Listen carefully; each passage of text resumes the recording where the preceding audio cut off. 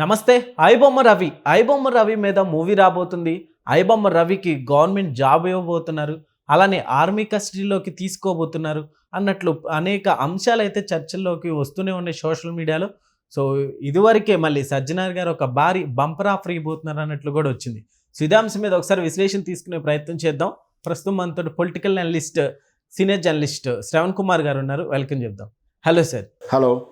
Yes sir, ఇప్పుడు ఐబొమ్మ రవిని encounter చేయబోతున్నారంటూ కూడా వచ్చింది. ఇందులో వాస్తవాలు ఉన్నాయంటారా? అట్లానే సజ్జనార్ గారు ఏదో బంపర్ ఆఫర్ ఇచ్చినట్టు తెలుస్తుంది. ఏంటి సార్ దీని డీటెయిల్స్? ఎన్కౌంటర్ చేయాలి ఐబొమ్మ రవిని అని కళ్యాణ్ ప్రొడ్యూసర్ గారు అనడం అనేది అది ఆయన వ్యక్తిగత అభిప్రాయం అయినప్పటికీ సమంజసం కాదు. ఎందుకంటే ఆయనకు న్యాయం కావచ్చు, అట్లా అందరినీ చంపుకుంటూ పోతే ఆల్రెడీ జరిగిన ఎన్కౌంటర్ల గురించి ఎంత వివాదాస్పదంగా ఉందో మనకు తెలుసు. విచారణేతరం కూడా శిక్షించకూడదని భారతీయ చట్టాల మౌలిక సూత్రం అది.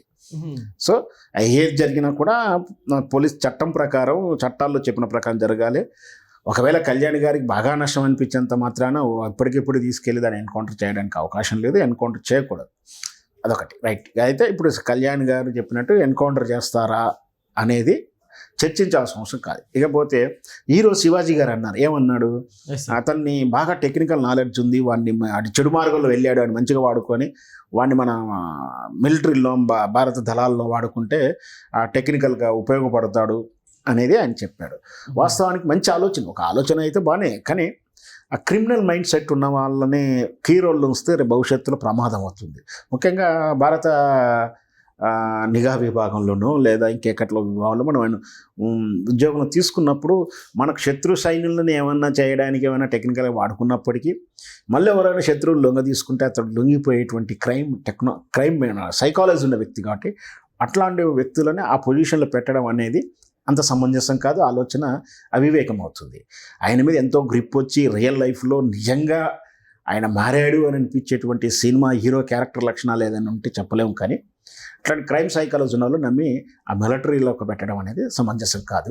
ఈ విషయమే మీ సోషల్ మీడియా ద్వారా కానీ చాలా ప్లాట్ఫామ్లలో చర్చ జరుగుతున్న నేపథ్యంలో ఇంట్రాగేషన్లో పోలీసులు అడుగుతున్నప్పుడు ఆయన సహకరించకపోవడం కానీ, ఆ మధ్యకాలంలో అంటే ఈ ఇంట్రాగేషన్ సందర్భంలో పోలీసులు చాలా రకాలైన టెక్నిక్స్ ఉపయోగిస్తుంటారు.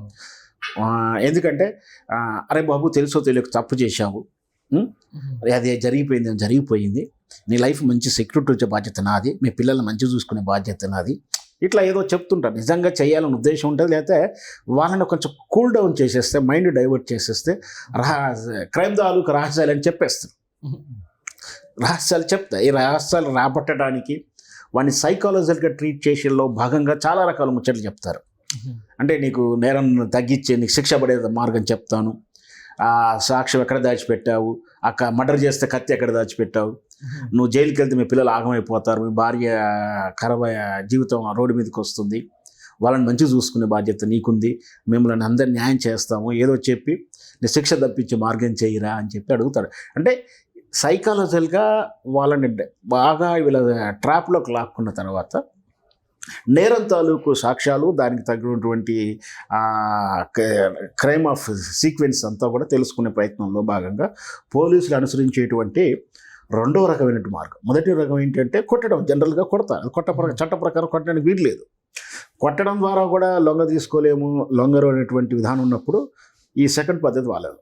అయితే కొంతమంది ఆఫీసర్లు ఏమో డైరెక్ట్ థర్డ్ డిగ్రీ ఉపయోగిస్తారు. కొందరు బాగా అంటే జనరల్గా ఐపీఎస్ రేంజ్ వచ్చిన వాళ్ళు కానీ, బాగా చదువుకుని వచ్చిన వాళ్ళు, కొంచెం సైకాలజికల్గా ఇంట్రావర్ట్గా ఉండేటోళ్ళు, సాఫ్ట్ క్యారెక్టర్ ఉన్న వాళ్ళు కూడా వ్యక్తిగతంగా కర్మ సిద్ధాంతాలు, ఏదో పూజలు పునస్కారం నమ్మేటోళ్ళు, పాపపుణ్యాలు నమ్మేటోళ్ళు కొట్టడానికి ఇష్టపడరు, కానీ వాళ్ళు డ్యూటీ చేయాలి కదా. అప్పుడు వాళ్ళు వెనుకునేటువంటి మార్గం ఏంటంటే సైకాలజికల్గా కొడతా ఉంటారు, వాడిని కూర్చోబెట్టి మంచి చెప్తుంటారు, లేదా చిన్న భయాందోళన గురి చేస్తారు. బాబు అయిపోయిందిరా నీ పని, ఇప్పుడు తెలుసుకోకుండా మాత్రం నిన్ను ఎన్కౌంటర్ చేస్తారు, లేకపోతే రేపు రాత్రికి తీసుకొని ఎక్కడో కొట్టేస్తారు, నాకైతే తెలియదు, నేనైతే చేయను, ఆ సార్ మంచోడు కాదురా అని చెప్తాం. ఇట్లా రకరకాలుగా వాని చేస్తుల్లో భాగంగా వాడిని ఏదో చేస్తూ ఉంటారు. మరి ఇక్కడ సోషల్ మీడియా జరుగుతున్నటువంటి ఐబొమ్మ రవిని డిపార్ట్మెంట్లో తీసుకోవాలని ఇవన్నీ జరుగుతున్న నేపథ్యంలో బహుశా సజ్జనార్ గారు కూడా అట్లాంటి టెక్నిక్ ఏమైనా ఉపయోగించాడేమో. మొత్తం మీద మనకు అందుతున్నటువంటి సమాచారం, సోషల్ మీడియా సమాచారం ఏంటంటే ఐబొమ్మ రవి ఇంట్రాగేషన్కి అయితే ఎప్పుడు సహకరిస్తలేడు, ఏ విధంగా కూడా సీక్రెట్స్ అంటే తనకు శిక్ష పడేటువంటి నేరం తాలూకా వివరాలు ఎక్కటి పరిస్థితిలో చెప్పట్లేడు.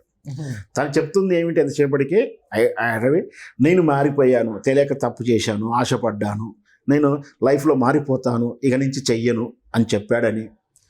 అయితే ఈ క్రమంలోనే పోలీసు మరి సజ్జనార్ గారు అన్నారని కాదు కానీ పోలీసు వారు ఎవరన్నారో పోలీస్ డిపార్ట్మెంట్లో జాబ్ ఇస్తే చేస్తావని అంటే లేదు నేను జాబ్ ఏం చెయ్యను అన్నాడని. తనకి ఏం చేస్తావనంటే నేను మారిపోయాను, నేను బయటకు వచ్చేసి నాకు ఒక డ్రీమ్ ఉంది, ఆ డ్రీమ్ ఏంటంటే హోటల్ రెస్టారెంట్ పెట్టాలని ఉంది అంటున్నాడు. సార్ రెస్టారెంట్ అంటే ఇప్పుడు దానికి కూడా ఐబొమ్మ బొప్పం లాంటి పేర్లు ఏమైనా పెడతారనుకోవచ్చు. మేబీ బ్రాండెడే కదా అది.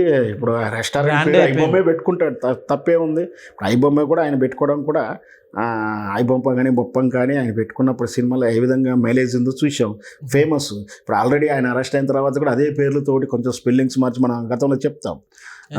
ఆ స్పెల్లింగ్స్ మార్చి కూడా ఇంకా ఫేక్ కొన్ని వెబ్సైట్ క్రియేట్ అయినప్పుడు బ్రాండెడ్ ఉన్నప్పుడు పెట్టుకోవడం తప్పేం లేదా, పెట్టుకోవచ్చు. రెస్టారెంట్ పెట్టి ఐబొమ్మ అని పెడతాడు, దాంట్లో కూడా ఈ టెక్నికల్ ఏమన్నా టైటిల్స్ పెట్టుకుని ప్యాకేజీలు కూడా పెడుతుండొచ్చు. బాగా కలిసి వస్తుందని కూడా చెప్పుకోవచ్చు కదా. ఖచ్చితంగా ఐడెంటిఫికేషన్ అయితే ఉంటుంది హోటల్ అయితే. ఎందుకంటే మాస్ కూడా పెరుగుతుంది, క్రౌడ్ కూడా బాగా వస్తారు. ఎందుకంటే యూత్ అంతా కూడా ఫాలోయింగ్ ఉంది, మిడిల్ క్లాస్ ఫాలోయింగ్ ఉంది. మనం చూసాం ఫ్యాన్సీ ఫాలోయింగ్ ఎలా ఉంటుందంటే కుమారి ఆంటీ క్యాంటీన్, ఆ భోజనం అందరూ ఆ లైన్లో మొత్తం 30 క్యాంటీన్లు అంటే భోజనం స్టాల్స్ అయితే ఉన్నాయి.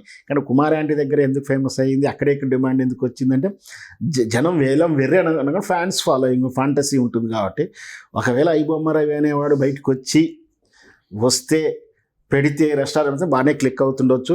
ఇక అతను ఏ స్టైల్లో పెడతాడని మనకు తెలియదు. ఒకవేళ నాకు తెలిసినంతవరకు అయితే ఐబొమ్మ రవి ఈ కేసు వెనక కేసులు పెడుతూ, ఎందుకంటే అతన్ని టెక్నికల్గా అరెస్టు వేసి ఫినిష్మెంట్ ఇచ్చేటువంటి కేసు కట్టడం అనేది టెక్నికల్గా చాలా ఇబ్బందిమైనటువంటి ఇంట్రాగేషన్. ఎందుకంటే అతను ఏదైతే నేరం చెప్తున్నామో అప్లోడ్ చేశాడని, అప్లోడ్ చేసినప్పుడు రేపు ఇంట్రాగేషన్లో అంటే కోర్టు ట్రయల్స్ని ఏమడుగుతారు, ఈయనే చేశాడని ఎవరు చెప్పారు, ఏ ఫోన్ ద్వారా చేశాడు, ఏ ల్యాప్టాప్ ద్వారా చేశారు, ఆ ల్యాప్టాప్ ఏది, ఈ ల్యాప్టాప్ ఇక్కడ లేదు, ఎక్కడ నైజీరియాలోనో లేదా ఎక్కడ ఆ దీవులు ఎక్కడో ఉంది అది, లేదా ఫ్రాన్స్లోనే ఎక్కడ పెట్టాడు, ఆస్ట్రేలియా పెట్టాడు అంటున్నారు. మరి ఎక్కడ పెట్టాడో తెలియదు. అక్కడి నుంచి తీసుకురావాలి.